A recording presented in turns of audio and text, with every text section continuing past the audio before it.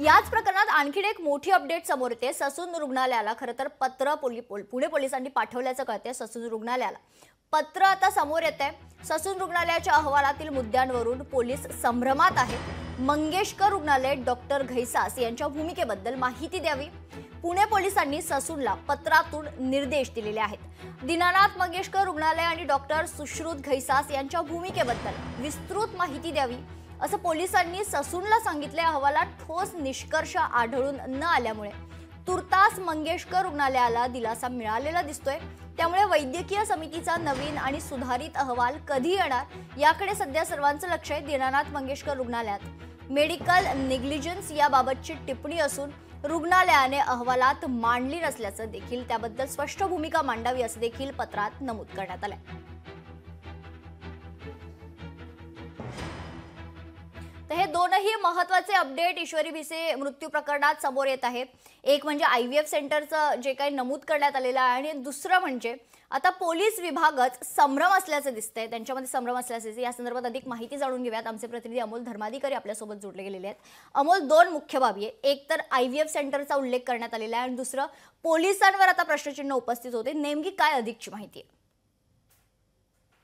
Sassoon रुग्णालयाकडून अहवाल हा पुणे पोलिसांना आणि मुंबईमध्ये वैद्यकीय शिक्षण आयुक्तांना वैद्यकीय मेडिकल आयुक्तांना जो देण्यात आलेला आहे त्यावर आता पुणे पोलीस हे संभ्रमावस्थेमध्ये असलेले पाहायला मिळत आहेत। ज्या पद्धतीने या अहवालामधले काही निष्कर्ष समोर आलेले आहेत त्यामध्ये दीनानाथ रुग्णालय आणि डॉक्टर सुश्रुत घैसास यांच्याबद्दलची जी स्पष्ट माहिती आहे ती कुठेही दिसत नाही आणि त्यामुळे पुणे पोलिसांनी पुन्हा एकदा हे पत्र आहे ते ससून रुग्णालयाला पाठवलेलं आहे आणि 4 मुद्द्यांवर स्पष्टीकरण द्यावं असं यामध्ये म्हणण्यात आलेलं आहे आणि त्यामुळे पुन्हा एकदा हा अहवाल ससून रुग्णालयाच्या जिल्हा मेडिकल बोर्डाकडून पुणे पोलिसांना देण्यात येईल आणि त्यानंतर अंतिम हा अहवाल आहे तो राज्य सरकारकडे जाईल।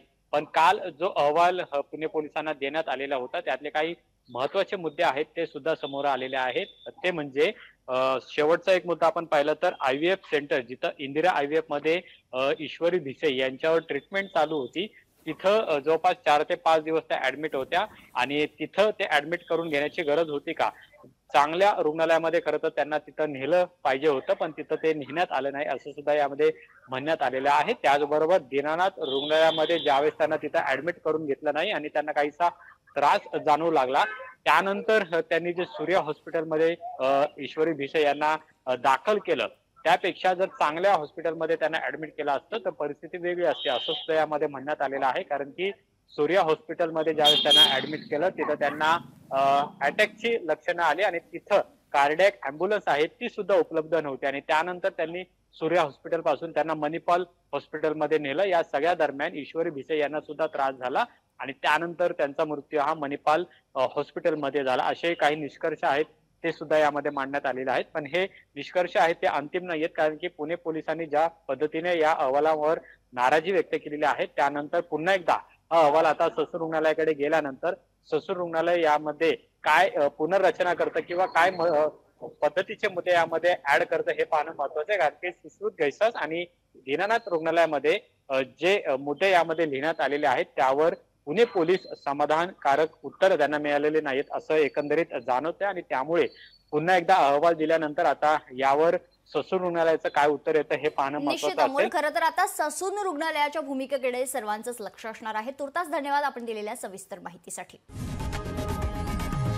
लोकशाही मराठी ऐका, पहा, जागरूक रहा।